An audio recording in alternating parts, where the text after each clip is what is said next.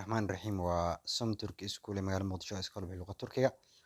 مقال مقدشو دي جاتولا حرونتنا يا مانيسا adigo hela galaastos loo soo xaadiro xaruntu waa muqdisho degmada hodan taleex dhabarka dambe qaayad fatix taleex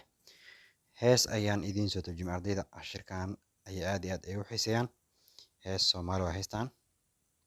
waa heesihii qaraamiga heesaha hadda jiro ma aha heeso la tarjumi karo mise heeso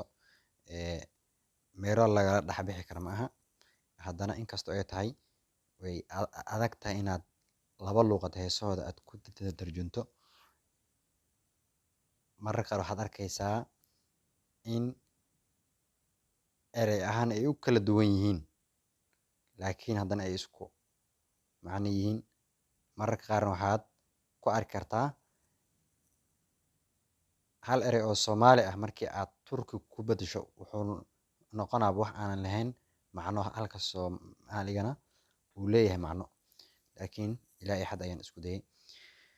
adduunyadu qarribana waxa waayo dunya waa adduunyada kaavool waxa waaye qarib macna kaavolur adduunyada qarribana dunya kaavolur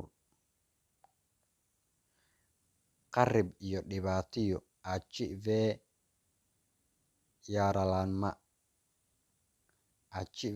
yaralanma qalalaaso badana sigsig kaos qofka aan waraaqiyo mektub yazdiim kishi qaylada u dirayaa korultu gondeer qalbigiisa adaga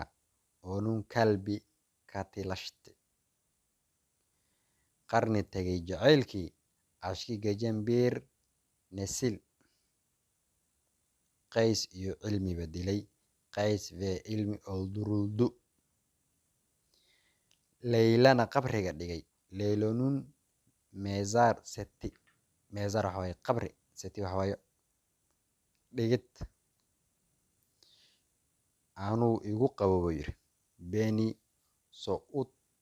masina izin ver waa marka jumladan waa jumlad waxa waaye qabowgiisa anuu isiiyey waa anuu igu qabo hal mar qaybta turki ayaan akhrin doonaa insha allah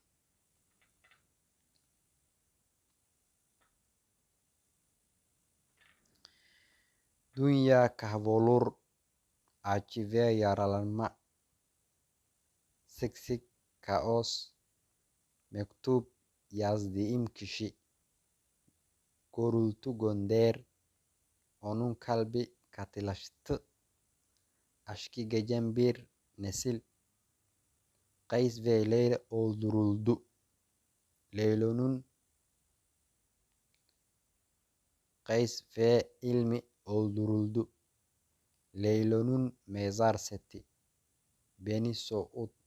masina izin ver waa intaa macalin waan isku dayay doonay adna inaad